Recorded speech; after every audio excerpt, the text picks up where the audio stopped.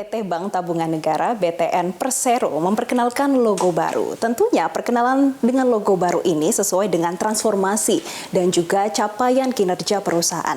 Dan untuk mendalami apa sih transformasi yang dilakukan dan targetnya seperti apa, langsung saja kita berbincang dengan Direktur Utama dari Bank BTN, Bapak Nixon LP Napitupulu. Pak Nixon, apa kabar Pak Nixon? Pagi, Jess. Pak, kita bisa lihat bersama dan di belakang ada logo dari Bank BTN yang baru saja diperkenalkan, Pak. Bisa diceritakan, Pak, apa sih sebetulnya yang membuat BTN melakukan pembaruan pada logo, Pak? Dan mungkin ada, Pak, filosofi tersendiri? Makasih, Jess.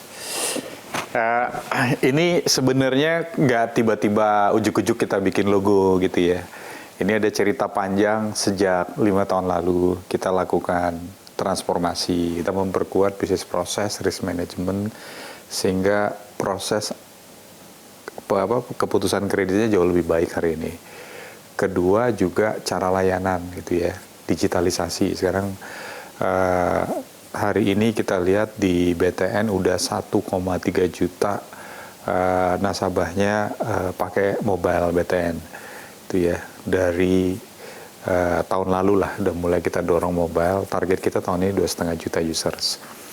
Dan itu mungkin karena setahun aja kemarin baru mulai udah 1 juta lebih gitu ya.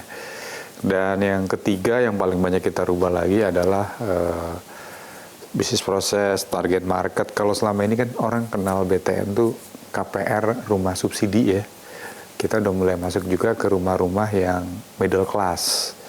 Itu ya, misalnya yang di daerah barat Jakarta, timur Jakarta, selatan Jakarta, selama ini kita kalah penetrasi di perumahan-perumahan middle class. Nah, kita buka sell center baru dengan pola marketing yang baru, bisnis prosesnya jauh lebih cepat, sehingga sekarang kita udah mulai tapping market yang middle class.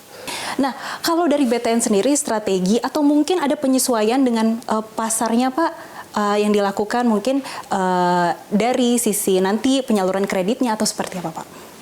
Nah, kalau kita lihat sekarang kan orang yang lahir di tahun 90-an sampai tahun 2000, millennials, hari ini kan umurnya udah umur 24 sampai 30 sekian gitu ya. Dan kalau bisa dibilang sekarang yang akad KPR di BTN 70% adalah generasi antara 20 sampai 35 tahun. Majority. Jadi memang kita udah ketemu generasi millennials. Memang abis itu nanti 5 tahun lagi ketemu lagi sama Gen Z nih. Udah pasti ketemu gitu ya.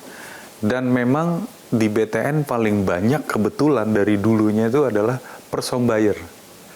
Itu ya, orang yang baru menikah, kemudian setahun mulai mungkin merasa kayaknya kita mesti mandiri deh, kayaknya sama mertua lama-lama juga gak bagus buat kita, lalu mereka berpikir cari rumah. Dan campaign kita memang ke sana, Mbak, kemandirian keluarga baru ya, karena memang BTN urusannya paling banyak sama rumah. Nah, itu yang kita dorong, tapi hari ini kita dorong lagi nggak cuma rumah, tapi kebutuhan keluarga. Nah, sekarang kita lagi dorong misalnya banyak program kita dorong semacam campaign melawan pinjol. Menurut saya yang paling benar dilakukan hari ini oleh para bankers perbankan adalah ikut bantu memberikan kredit dengan bunga yang jauh lebih ringan dibanding pinjol gitu ya. Sehingga ini membebaskan masyarakat dari jeratan hutang yang bunganya tinggi dan syaratnya berat. Gitu ya. Sebenarnya berat, kelihatan mudah waktu masuk tapi begitu masuk berat. Dan sudah banyak masalah sosial. Nah, itu yang kita lagi dorong. Termasuk BTN juga memberikan kredit ringan pasca 3-4 tahun setelah memiliki rumah. Karena saat itu kan dia punya anak baru. Punya anak baru pasti dia butuh kamar tambahan, butuh ekspansi kamar atau kamar mandi kecil tambahan dan seterusnya dan seterusnya.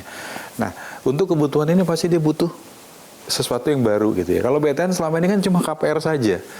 Nah, sekarang kita udah bikin banyak produk-produk termasuk beli sepeda motor, untuk renovasi rumah dan sebagainya. Nah, itu kita juga dorong ke generasi muda supaya nggak kejerat oleh pinjaman yang kelihatannya instan tapi berat di belakang. Pak, tapi hingga saat ini untuk penyaluran kredit dan juga NPL dari BTN sendiri gimana, Pak? Kalau tahun lalu ya kita lihat sampai dengan akhir tahun 23, kredit kita masih tumbuh 11,8. Jujur aja memang ini angka terbaik setelah COVID.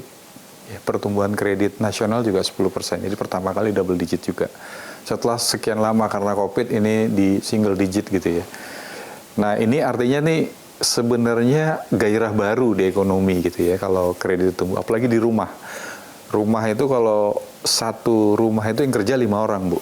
Jadi kalau kita nyalurin hari ini 250.000 rumah 1 tahun, itu berarti 1.250.000 orang yang tenaga kerja terserap. Belum subsektornya 174 subsektor terpengaruh. Jadi kalau saya bilang hari ini dengan ekspansi 11,8%, tahun ini kita juga berharap bisa 11-12%. Memang harapan kita adalah ekonominya bisa kebantu tumbuh. Dan ini pasti harapannya semua sama. Dan yang kedua, NPL memang kita ini angkanya juga turun terus-menerus. Tahun lalu kita 3,01, tahun ini pasti kita harapannya di bawah 3%. Quality terbaik setelah COVID.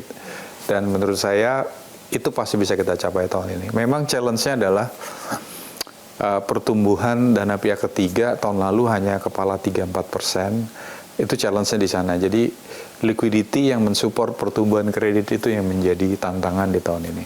Tadi kita sudah membicarakan terkait dengan bagaimana transformasi dan juga strategi dari BTN. Pak, terakhir boleh nih Pak disampaikan, mungkin ada target-target tertentu atau ada tujuan tertentu setelah diluncurkannya, diperkenalkannya logo BTN yang baru Pak? BTN kedepannya akan didorong untuk memenuhi kebutuhan keluarga, termasuk kebutuhan para millennials, Gen Z, dan sebagainya. Mudah-mudahan dengan simbol dan logo itu kan simbol sebenarnya. Dengan simbol yang baru mencerminkan arah baru BTN, transformasi BTN yang sudah berjalan, dan juga bagaimana kami bisa lebih humble melayani customersnya. Oke, adaptasi dan juga transformasi dari BTN. Terima kasih Bapak Nixon LP Napitupulu selaku Direktur Utama dari BTN. Dan pemirsa, demikian wawancara kami bersama dengan Direktur Utama PT BTN Persero.